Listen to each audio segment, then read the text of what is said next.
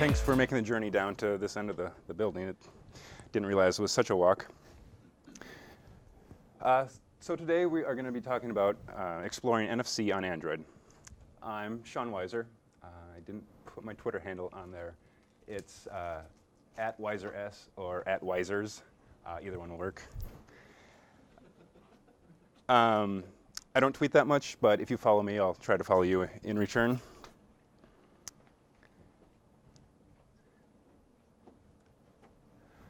So I'm a software developer at Livefront.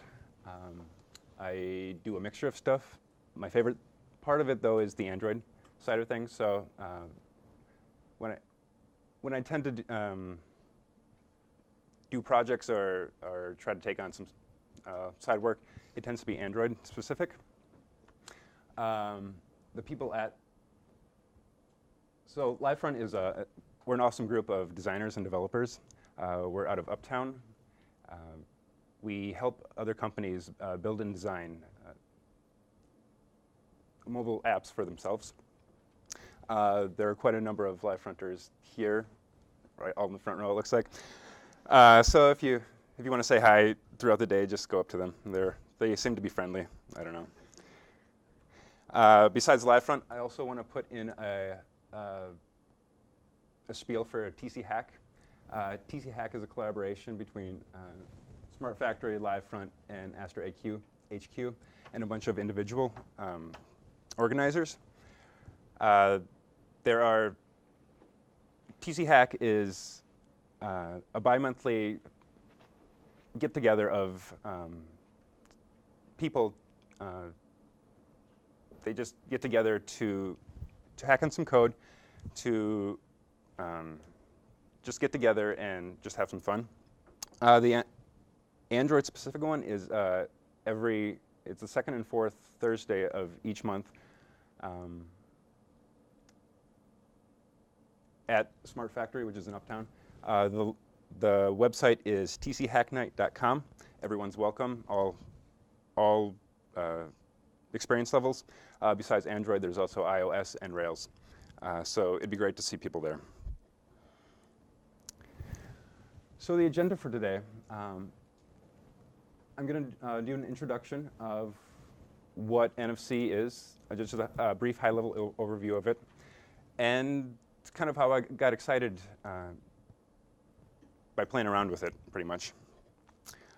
From there, I'm going to go into some of the limitations of NFC. There are quite a few limitations, but it'll be great to see just where it compares to other technologies in terms of range, speed, stuff like that. Even though there are some limitations, there's also very specific uses for it. I'm going to cover some current and near future uses. Some will be simple tasks that any Android developer or anyone with access to an Android developer can do. And then some uses that are going to need some outside assistance and built-up infrastructures to actually take off. So we'll take a look at a few of the possible uses of it. Then once we're done with that, we're actually going to take a look at NFC on Android specifically for developers, how they can actually make use of NFC in their own apps. This will include we're going to cover the different NFC operating modes, the supported NFC tags, what the NFC reader is actually reading, and then the intents used by the NFC tag dispatch system and how to handle those. And finally, probably the fun part of the demonstration or the presentation, we're going to go over some code, and we are also going to and I'll do some demonstrations. So what is NFC actually? I'm sure most or all of you have seen some of the Samsung commercials where two people hold their phones up, tap them together, and instantly exchange either a video or photos or other data. That is just one of the uses of NFC. It's not entirely even accurate on how how the commercials demonstrate it, but we'll get into that later. So another use case, I have a video here to play.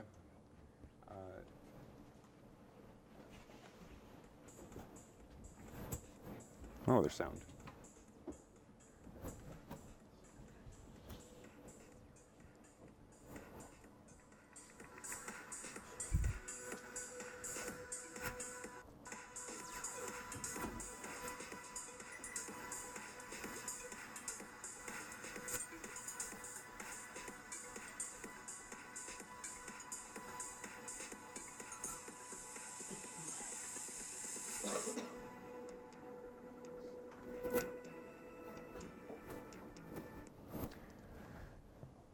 So there you saw a person, they simply took out their phone, unlocked it, scanned a poster that contained some NFC tag. It could have just been a sticker, could have actually been part of the poster. And from there, after scanning it or tapping it, looked like a playlist or something was pulled up about that artist. So in this case, the tag was actually is working more like a glorified QR code.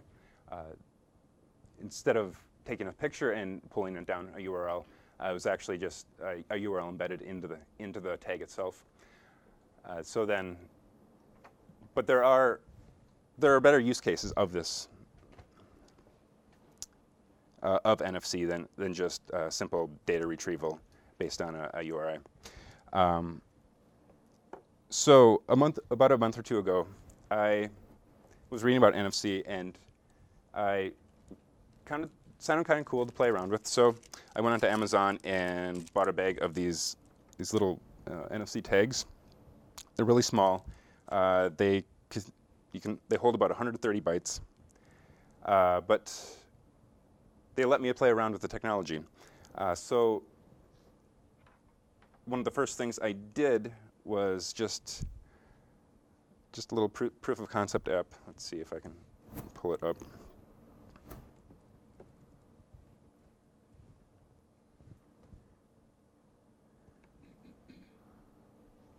Hopefully.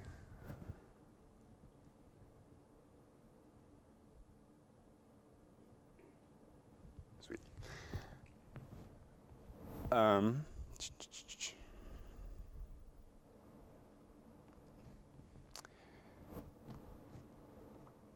So one of the things that NFC is great for that we'll see later is automating tasks. By reading something off of a tag, you can automate specific tasks that you would rather not have to keep doing over and over. So one of them, let's see if I have. So something I wanted to do just to see if I could was set an alarm automatically at night when I go to bed, and to turn off the ringer just for peace of mind. So I have a tag here. Hopefully it is the correct one. But once you scan it,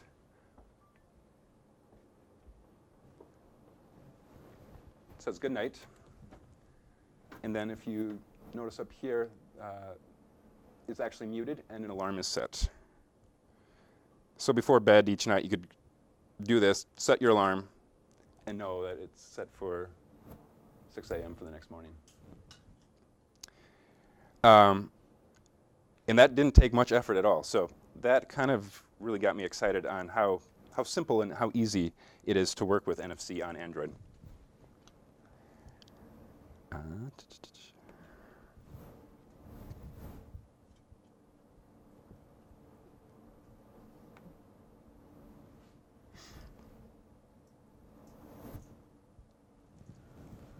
So a little overview of NFC in general. It's based on RFID technology. It operates on the radio frequency 13.56 megahertz. I don't really have anything more to say about that. I just wanted you to know where it actually exists in the frequency range. It always involves an initiator and a target. As we saw before, the phone was acting as the initiator, and these tags were the target. These tags have no power source, but with the interaction between the phone and the tag, it's able to power it briefly and interact with it, reading the data, pulling it off. It's also able to write to it if the tag allows for it. I've read that it requires a range of less than 20 centimeters. In my experience, it's been way less than that. If you saw before, let's see. I'll unmute this.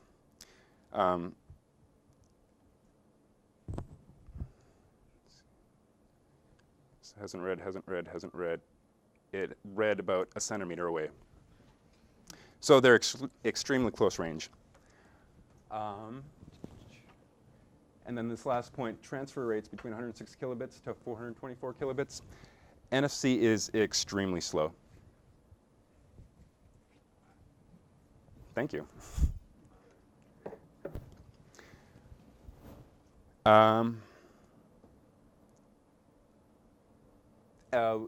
So we'll take a look closer at speed in a little bit compared to some other technologies, but overall it's just a beast trying to transfer more than a small amount of data at one time. So one of the things I wanted to do was, at this point, just do a brief demonstration of NFC, a little more demonstration of NFC. Starting with Android 4.1, there's actually something called Android Beam that's used to transfer, to make it easier to transfer files in a faster manner. Let's see.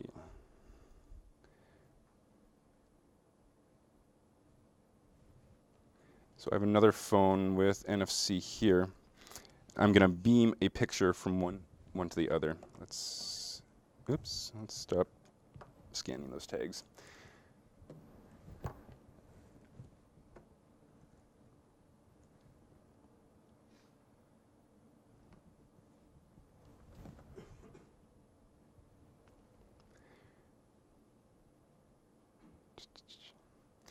So to do this, we go into the Android phone's gallery, pick a picture, and then once you hold it together, it gives you the option to touch to beam, so it'll start transferring it. Oops. Something happened.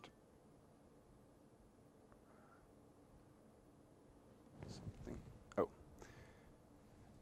Okay, let's try this one more time.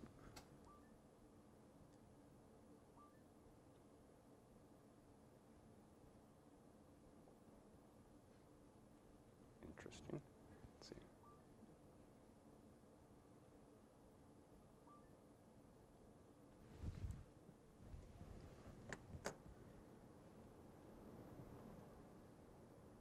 Oh, right, yes. I momentarily forgot how this actually works. So with Android Beam, let's actually go back to the slides here.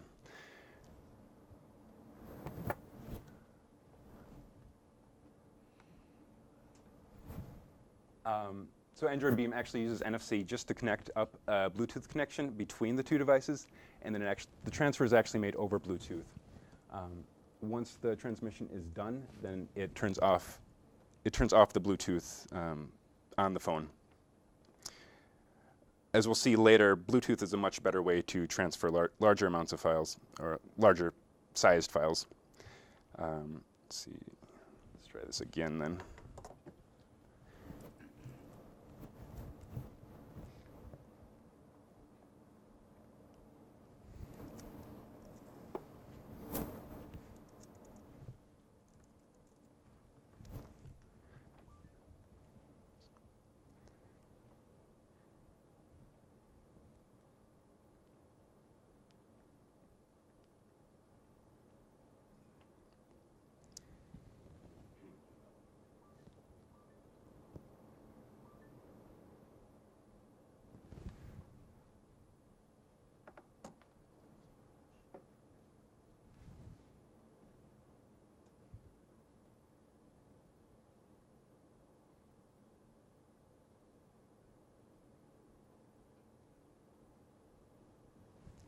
I must have lost the connection.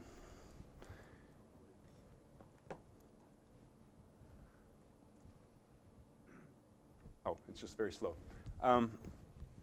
So as you noticed, all I had to do was briefly touch it.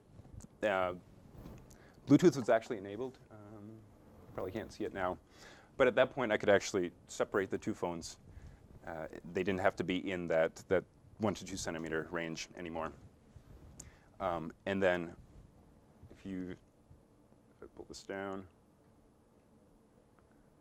come on, speed up. You'll notice a couple entries here, beam complete. That happens once the file is transferred. Then now I can open this file on my own phone. And the beam was successful. And during the transfer, the Bluetooth symbol did briefly appear as it was being transferred. It is now off, so Beam did what it was supposed to do by turning off Bluetooth after it was complete.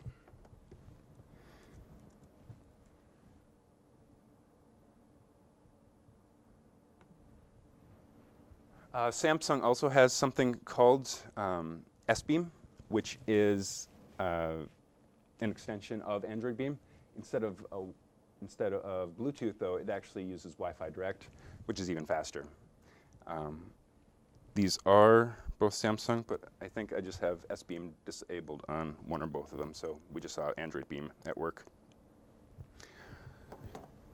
Now I want to actually show a demonstration of just NFC in working just with a simple image. So I have an example app that I will be showing later the code for. Let's see, NFC Beam example. Actually, let's keep it like that.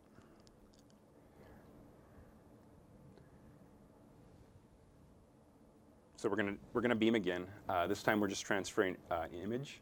It's not actually gonna use Bluetooth. It's just gonna use NFC, and we'll take a look to see how long it actually takes.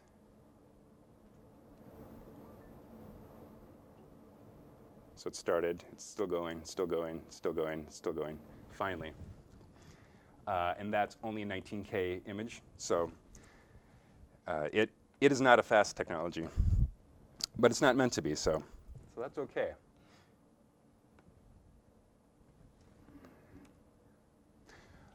So as I've already touched on, that there are quite a few limitations of it. Wikipedia has a nice graph or a nice chart comparing it to Bluetooth and Bluetooth low energy. We can see the range is less than 20 centimeters. In practice, much less. Bluetooth, 100 meters, BLE about 50 meters. The transfer rate is extraordinarily slow compared to the other two. Setup time, it is quick and simple, which is probably the main point of NFC. And there's a fairly low power consumption. So if you're transferring larger files, I would recommend Bluetooth or Bluetooth low energy.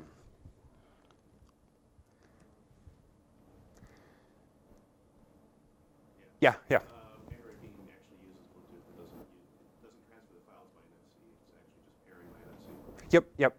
So most of the NFC's done is for pairing, more so than transfer files. Right. That's what we saw when we were beaming back and forth. It was actually turning on Bluetooth. Yep. So Android knows about that, and it doesn't try to force you to do that.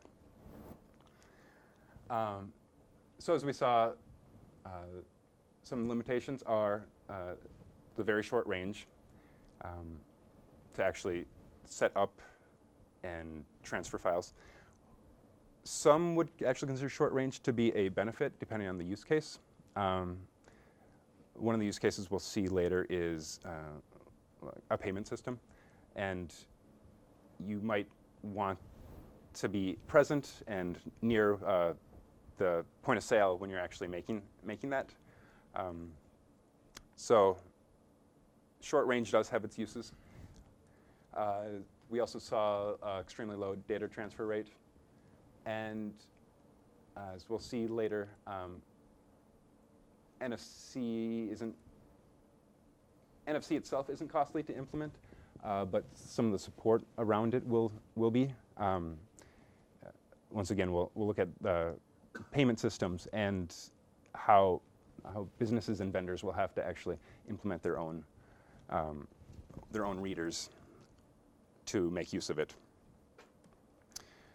So as we saw before, NFC is ideally situated for transferring small amounts of data without much hassle. So probably the most hyped area of this, at least in the media, is the commerce. At some point, some people want to replace the credit cards with just their phone. At some point, their entire wallet probably was just with their phone. So Google is actually probably one of the biggest players of this NFC commerce. They have Google Wallet. And part of that is tap and pay functionality. Now that we're up to Android 4.4, it's available on most devices. In this situation, the phone itself isn't the initiator of the NFC transfer. It's acting as the card or the tag, and so an external reader, NFC reader, is actually needed when making a payment through this. So since it's acting as a card or tag, the phone needs to do something called card emulation. There are two modes of this. There's card emulation with a secure element. That was for Android OSs before 4.4, and there's also host-based card emulation. So the NFC card emulation, it uses a secure element, and the secure element itself performs the communication with the NFC terminal or reader, point of sale or whatever it is. And the application that's actually on the device isn't involved in the transaction at all. Once the transaction is complete, the application can query the secure element for details about the transaction, but there's no communication directly between the CPU and the NFC reader. The problem with that is that a lot of times the Android OS doesn't have access to the secure element. That's actually controlled by the carriers, like Sprint or Verizon or whatever. And so for Google Wallet, this was a no-go. A lot of devices before 4.4 with Google Wallet couldn't actually perform the tap and pay functionality.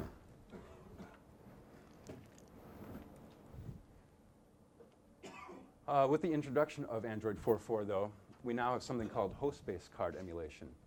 This involves communication directly between the NFC reader and applications on the host CPU.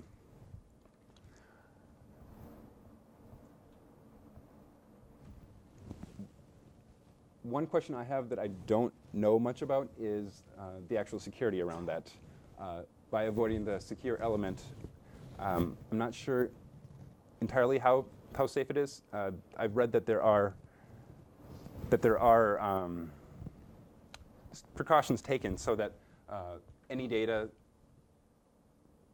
that goes to the host CPU is guaranteed to be from the NFC reader.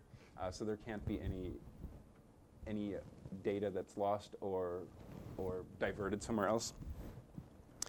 So that's one thing to look at in the future is how secure the Google Wallet tap to play actually is. As I mentioned before, one of the limitations is going to be the cost to implement a system for this.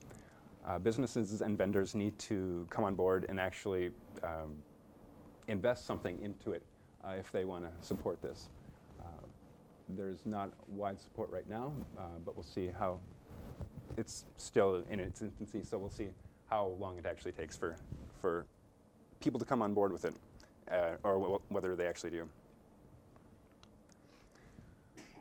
So with the card emulation, we can do more than just commerce. This could be used for anything from ticketing to company reward and membership cards, and any other information, any other personal information that you'd want to exchange between your phone and whoever, really. So at that point, replacing your entire wallet with a phone becomes a possibility. And then the last use case, probably the most relevant, to me at least, is automation. The demos I'm going to make today will focus mainly on this. This will include things to make your day-to-day life easier. This could be automating simple tasks that you don't want to continually repeat. Something to, say, set up connections between two phones, a phone and a speaker, or pretty much anything you don't want to continually have to do. The point of it is it makes things simpler for your day-to-day life. So next we're going to talk about NFC on Android for developers mainly. There are three modes of operations that we've already touched on. There's the reader-writer mode where we have the phone and a simple tag. We can read to a tag or write to a tag. There's P2P mode where we're beaming stuff back and forth. And then card emulation mode where the phone itself or the device itself isn't actually the initiator, but it's the target of some other NFC reader. So we're going to focus on the reader-writer mode from here on out, pretty much. So part of that system are the NFC tags. These tags here are very simple. As I said before, they have about 130 bytes of space. All you can do is read and write, and that is about it. There are other tags, though, that I don't know much about, that actually offer some security, cryptography, fun stuff like that, that I won't be getting into today. When a tag is read, let's see. So in general, when you have your phone unlocked, it's almost always looking for NFC tags. It's continually looking for that, unless you disable it in the settings. When a tag is discovered, let's see.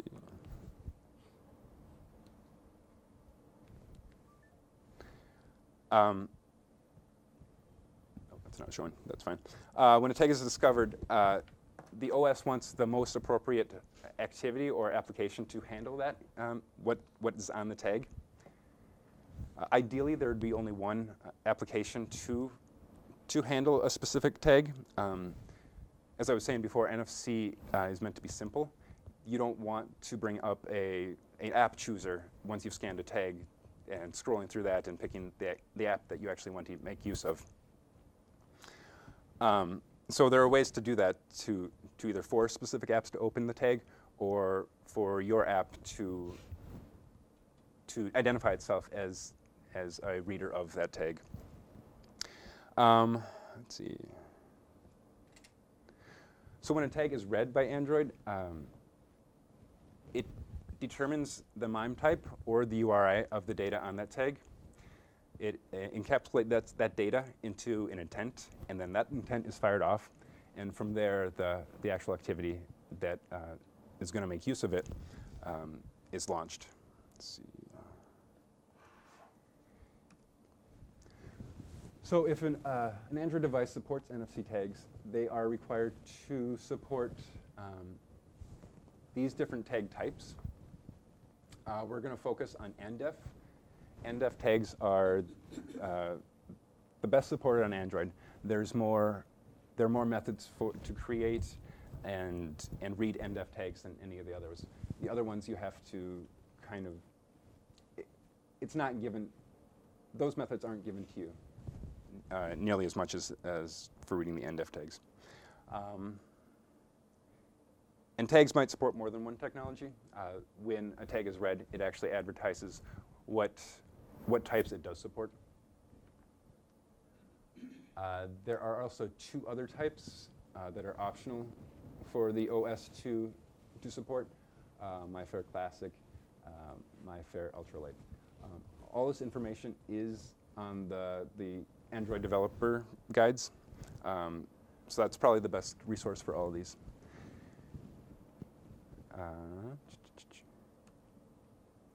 So let's focus on the EndF tags.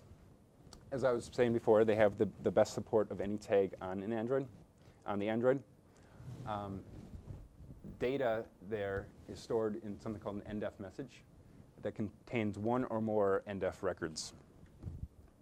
When reading an EndF tag, Android looks at the first EndF record within an EndF message. In there, it contains information about the entire message. It'll include type name format, record type, and the actual payload that is there. The type name format and the record type are actually what determines what intent is fired off. Well, we'll cover that in a second here. So as I was saying, the first record in an EndF message contains the type name format here. In our demos, we'll consider TNF external type and TNF well known. TNF external type is used to kind of broadcast to third-party apps that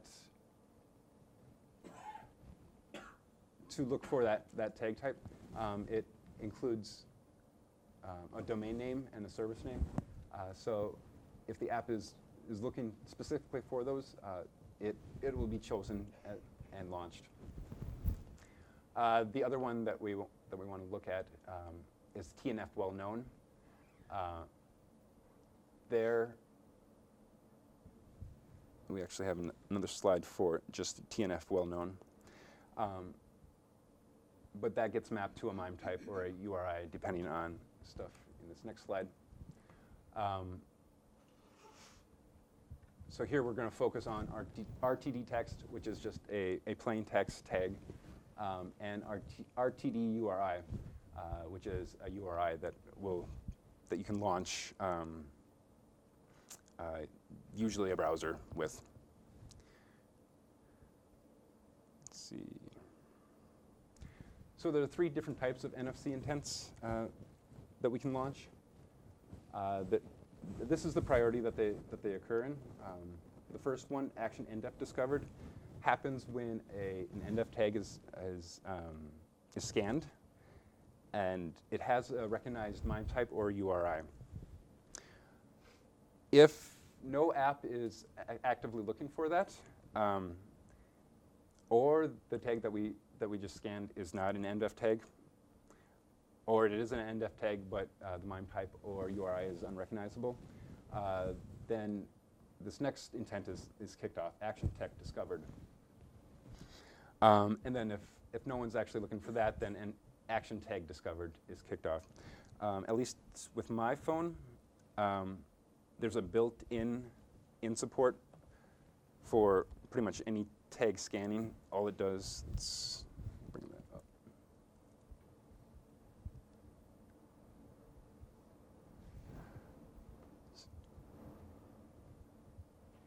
So this is just an empty tag, so it has really no information about it on it.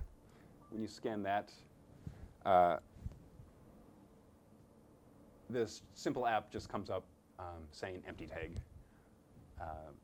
And usually all it does is show what's in the payload of that tag. Stop it.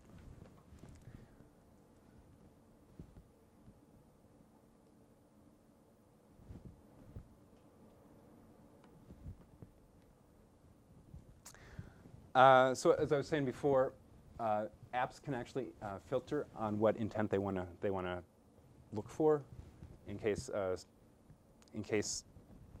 they're only looking for specific things. So these are two examples from the demos I'm going to be showing. Both are looking for EndF discovered intents. Where they differ here is the data that they're looking for. This one is just looking for plain text tags. And the one down here is actually looking for one of those external tags with the domain com.livefront.nfc. So if, for example, a tag contains that information, the activity with this intent filter will launch. There's one other thing to cover before we get into the demos. There's also something called an Android application record. This is an EndF record type. If a tag contains an AAR, it can automatically start an application depending on the package name that's contained within the tag. So, for example, if you scan a tag and you want to automatically launch Facebook or Twitter, you can, in the tag message, you can actually set that package name. If that app isn't actually present on your phone, you'll actually be redirected to Google Play to download the app. There are ways around this so that it doesn't launch. Using something called the foreground dispatch system. We'll take a quick look at that when we go through the code.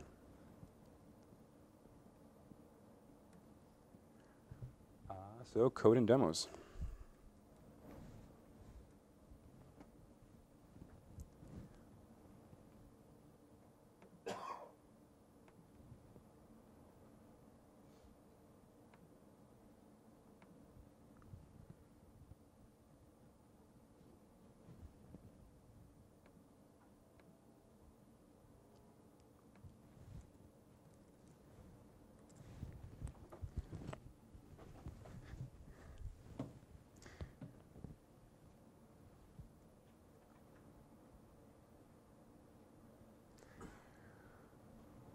So we have, about 10 minutes? So the first app we'll look at is just an NFC writer that will be able to write to the tags. The first thing we'll take a look at is the Android manifest. The only thing here that is different from any other manifest is that it uses the Android permission. The NFC Android permission. Let's take a look at the actual activity. Well, let's see it in action first, just to see what we're looking at.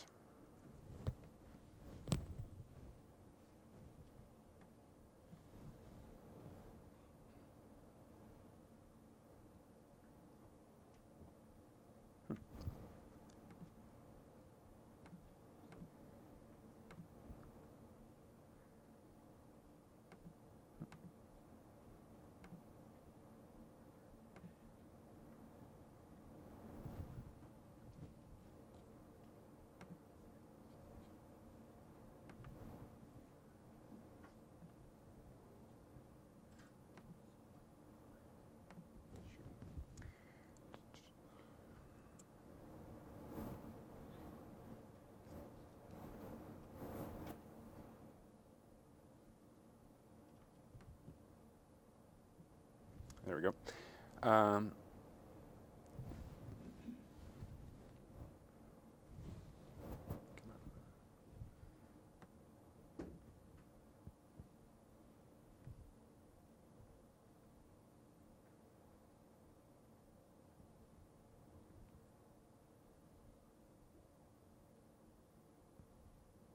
There we go.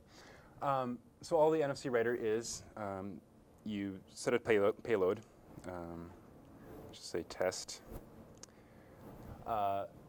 We can select one of the different MIME types, either text, URI, or external. We're just going to make a text tag. We have the option of making tags read-only. I have made one of mine read-only. I don't know if there's any way back from that, so I don't want to make too many of these tags read-only. So let's try to write one right now.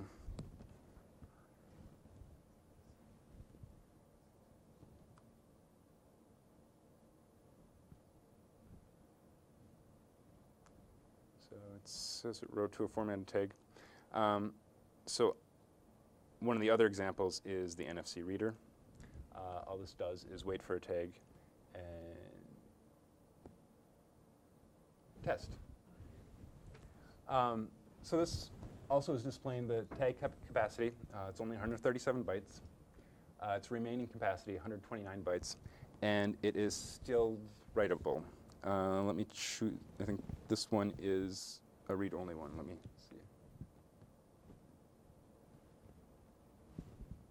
There we go. It is now not writable. There's no remaining capacity, but that only took 17 bytes. So let's take a quick.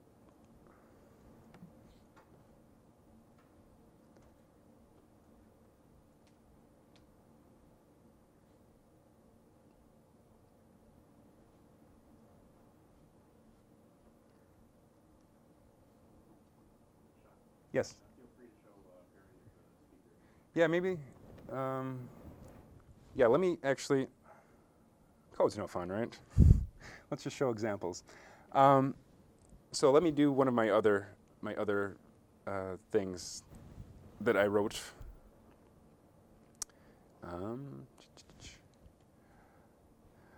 So one other use case was, let's say you always forget where you park your car. You could actually store, let's see, you could store one of these tags with the right payload in your car, so when you get out of it, you're able to actually just scan it.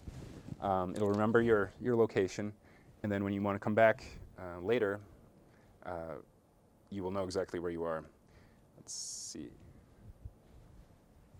Oops.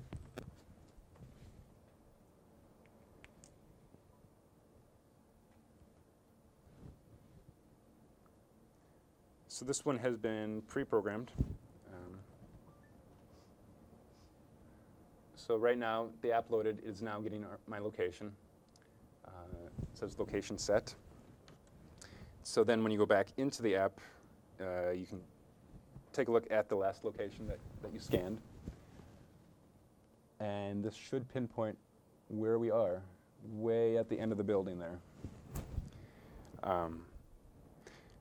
So it's a simple little app, but it shows that you can do quite a bit with just NFC. It's a simple technology. Well, the technology itself isn't simple, but the use of it on Android is pretty simple to get around.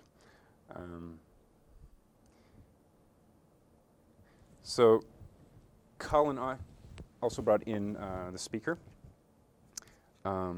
Do I just pair them? You have to turn it on and then just hear it. Okay. So let's turn it on. Hello. So it said hello, and now what? Pairing. Oh. There you go. Yeah, play music or something.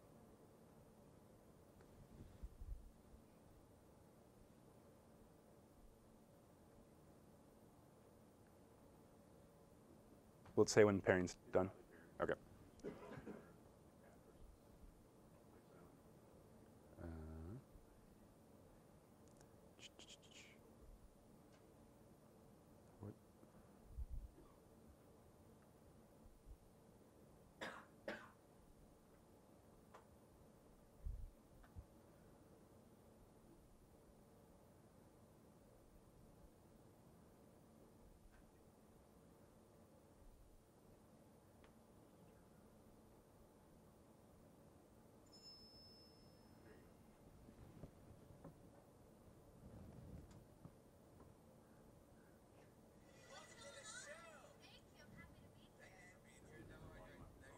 What's that? Using the volume on your phone. It's just coming off the phone, though. No, it's not paired this. No, I guess not. It's too bad. You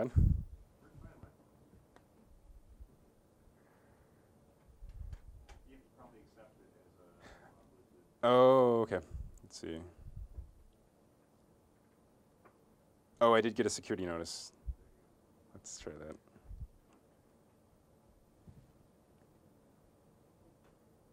Yes. Well, the Bluetooth is already beyond, but it'll actually pair into my tablet.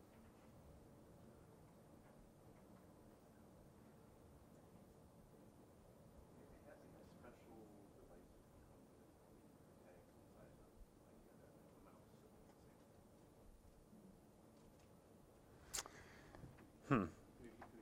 notice up or what? No, it's connecting to some server. I'm not sure what exactly is going on, unfortunately. So maybe we'll set that aside. It works fine at home. Thanks, Colin. So I wish I had more time to actually go through the code and the demos, but hopefully you guys got some concept of what NFC is like on Android. Is there any brief questions before we end?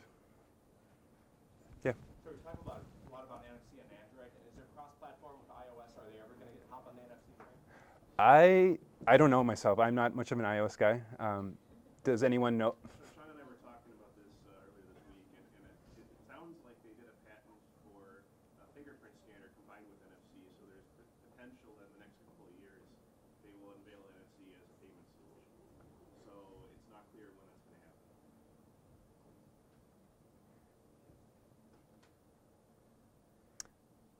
Yes, Sam. 130 bytes is really tiny.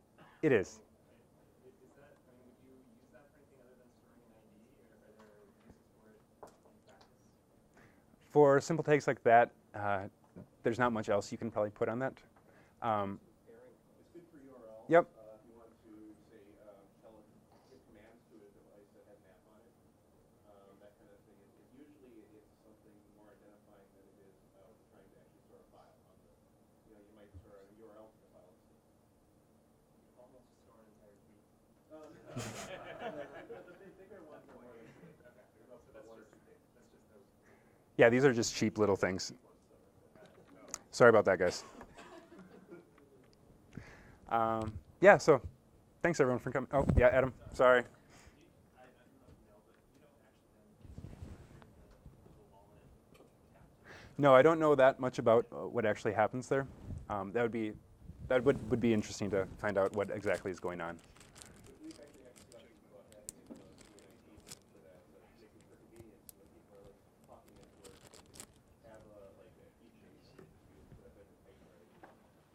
So a lot of it's convenience for that, but NFC is mostly used for